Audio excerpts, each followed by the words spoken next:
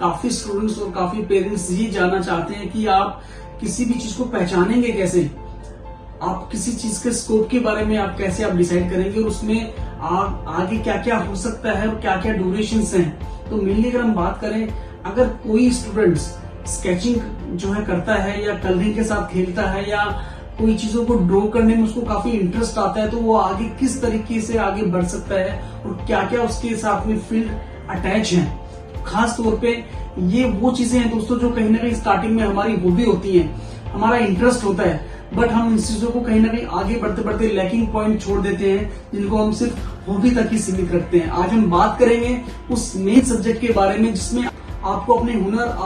अपने टैलेंट और अपनी क्रिएटिविटी को शुरुआत में ही पहचानना होगा और जानना होगा कि इसमें कितने सारे स्कोप हैं और कितनी सारी फील्ड्स उसके अंदर से निकलती हैं। अगर हम सिर्फ स्केचिंग को ही आज आपको डिफाइन करेंगे, तो अगर आप एक अच्छा स्केच आर्टिस्ट बन जाते हैं तो आप मान के चलिए आप दुनिया जीत लेंगे। क्योंकि दोस्तों मेरा ये मानना है, आप ये एक छोटी सी बात सोच के जो देखिए, अगर इस दुनिया में कोई चीज बनी है तो वो सबसे पहले ड्रॉ जरूर हुई है, यानी कि उसका स्केच बना है। तो इस ड्राइंग को आप अपना हॉबी और अपनी क्रिएटिविटी समझते हुए, अपना एक टैलेंट मानते हुए इसमें बहुत तेजी से आगे बढ़ सकते हैं।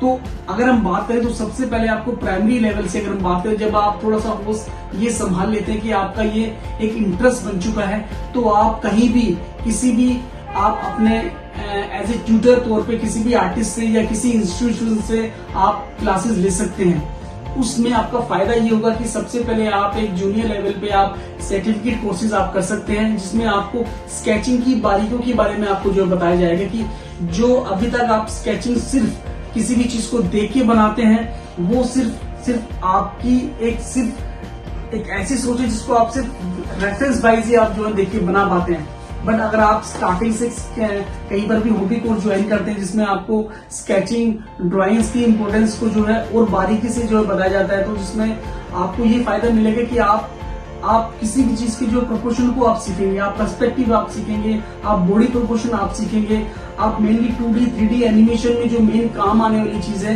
कि किसी भी चीज का साइज कैसे बनेगा, यानी कि कंपोजिशन कैसे बनेगी, ये बारीकियां आप सिर्फ स्केचिंग वाले मेथड में आप सीख सकते हैं, जो कि इसमें आपको सर्टिफिकेट और डिप्लोमा कोर्सेज आपके लिए काफी ज्यादा इंपॉर्टेंट होने वाला है। बात करें अगर फाइन आर्ट सेक्टर में, तो इसमें आपका मेन जो फील्ड है वो है आपका BFA, bachelor of fine arts, यानी कि ये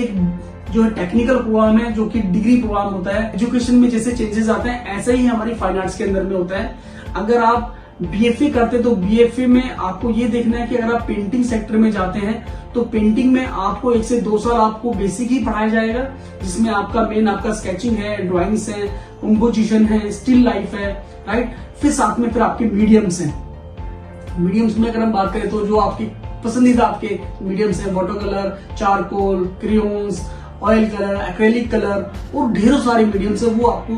पूरे 4 साल की ड्यूरेशन में पढ़ाया जाता है। पेंटिंग से जो अपर चीज जो है, जो फील्ड जो बताई गई है वो है आपका अप्लाइड आर्ट, जिसको हम पहले कमर्शियल आर्ट भी जो बोलते थे कि जो चीज आप बना रहे हैं उसको आप कमर्शियल तरीके से आप कैसे सामने वाले को बेच सकते हैं। अप्लाइड के अंदर भी आपका बेसिक जो 1 से 2 साल का फाउंडेशन है वो आपका पेंटिंग के जो स्टूडेंट्स हैं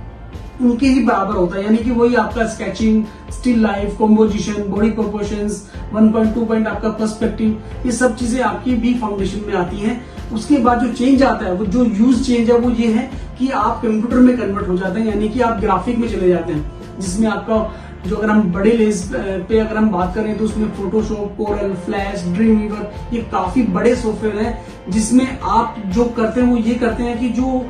इससे पहले जो आप चीजें पेपर पे पेंसिल से बनाते थे,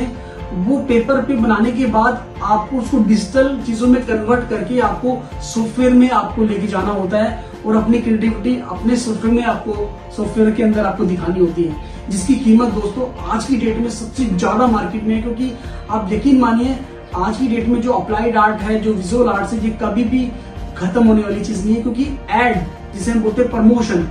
आज हर कोई कंपनी, हर कोई ब्रांड प्रमोशन का मोहताज है और उसको ऊपर लेके जाने वाला एक क्रिएटिव आर्टिस्ट ही होता है, जो कि अप्लाइड आर्ट से होता है और विजुअल आर्ट से होता है, जो कि उनकी सोच के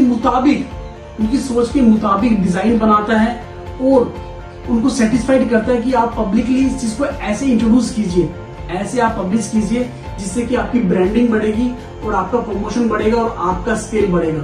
तो दोस्तों ये मान के चलिए कि कितना बड़ा एक जॉब सेक्टर के मायने में भी कितनी बड़ी फील्ड है जिसमें आप मुंह मांगी अपने डिजाइन की कीमत ले सकते हैं। आपका स्कोप लिमिटेड नहीं है, काफी वास्ट है और आप उस स्केल से काफी आगे तक आप पहुंच सकते हैं। आप देख रहे हैं जितनी भी साउथ की मूवी है, जितनी भी आज की डेट में जो हमारी बॉलीवुड जो मूवीज बन रही है, वो एक छोटे से सेटअप के अंदर ही पूरी जो रेडी कर दी जाती है। वो किस लिए आसान हुआ है? क्योंकि चीजें डिजिटल हो गई है। जितने भी जो आप विजुअल जो इफेक्ट्स देते हैं कि पहाड़ से कोई गिर रहा है, वो रियल में नहीं गिरता है। कोई गाड़ी से कूद रहा है, गाड़ी के अंदर आग लग रही है, ये सारे विजुअल इफेक्ट्स होते हैं जो कि एक सेटअप पे रेडी किए जाते हैं। इसको भी तैयार करने वाला एक विजुअल आर्टिस्ट होता है। तो दोस्तों ये बात आपको समझनी होगी कि आज की डेट में एक टाइम के लिए डॉक्टर, इंजीनियर, मेडिकल, इनमें फिर भी एक लिमिटेड स्कोप है। बट अगर आप इन फील्ड्स के अंदर अगर आप स्कोप देखेंगे तो जिस भी चीज को अगर एक बार आपने पकड़ लिया, उसमें आप जितने सीनियर बनते जाएंगे उतना आपके पास एक्सपीरियंस आएगा। और ये तो अब आपको बात माननी ही पड़ेगी कि जिस तरीके से डिजिटलाइजेशन जितना तेजी से आगे बढ़ रहा है, उसके हिसाब से ये चीजें और यूज लेवल पे जो है जाने वाली है, काफी वास्ट लेवल पे जाने वाली है, जिसमें आप ये देखोगे कि एक क्रिएटिव आर्टिस्ट ही अपनी मुंह मांगी कीमत ले सकता है। अब ये समझिए अगर आपने कुछ हटके आपने सोचा है तो आपके लिए फाइन आर्ट आपका वेलकम कर रही है और आप आइए और देखिए इस बड़े विशालकाय फाइन आर्ट्स में आपका कैसे स्वागत होता है।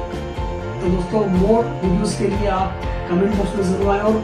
जरूर इस चीज के बारे में बताएं कि आप और क्या जो है अपने फाइन आर्ट्स या फिर इंस्पिरेशंस के लिए आप क्या क्या आप जो है आप पसंद करेंगे। उन चीजों पे फिर हम वर्कआउट करके आप लोगों के बीच में दोबारा आएंगे। Thank you for watching Kalabhoomi arts.